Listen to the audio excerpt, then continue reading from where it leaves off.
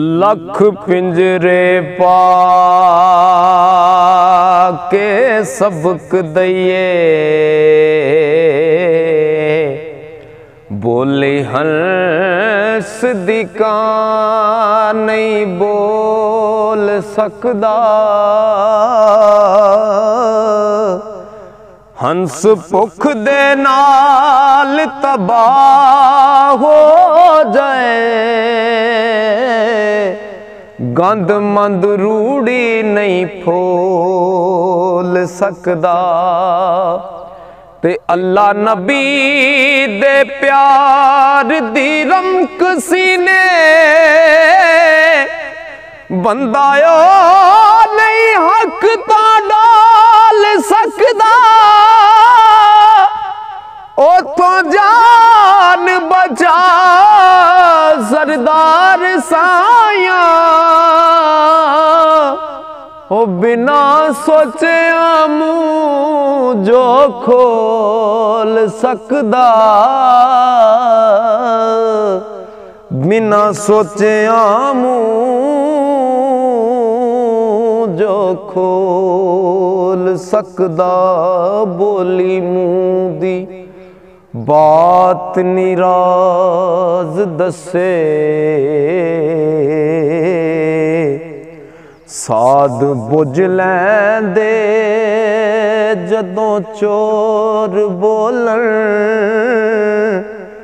अंदर पवे तरेड़ आवाज आवे, भांडे साफ ना नवें नकोर बोलन। आमल मर्द दा कोल ते फैल इको,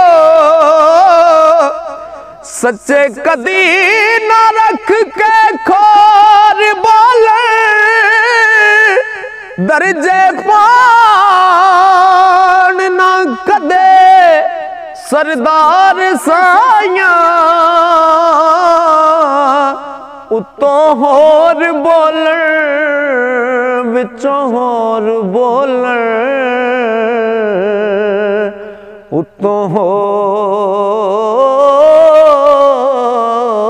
बोलन विचों होर बोलन।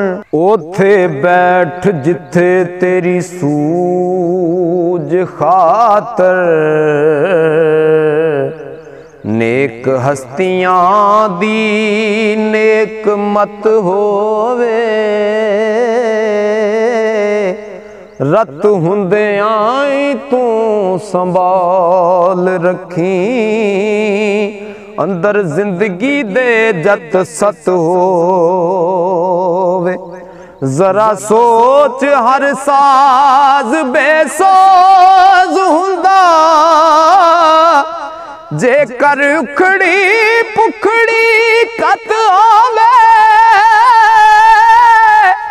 कंडे लगदा नहीं ओ सरदार साया, रखी जिस दो बेड़ियां लत होवे। रखी जिस दो बेड़ियां लत होवे। बातन हिरस हवा क्रोध परया, बातन हिरस हवा क्रोध परया। उत्ते गोदड़ी फकर सजा लैनी, अंदर सख्त नमरूद शदाद नालों। उतों मोमना शक्ल बना लेनी, अंदर सख्त नमरूद शदाद नालों। उतों मोमना शक्ल बना लेनी। हुस्न यूसुफी दा खरीदार होना, अट्टी कोल ते भी लुका लेनी। ऐसे अमल ने तेरे सरदार साइया परची किथों नजात दी जा लैनी परची किथों नजात दी जा लैनी।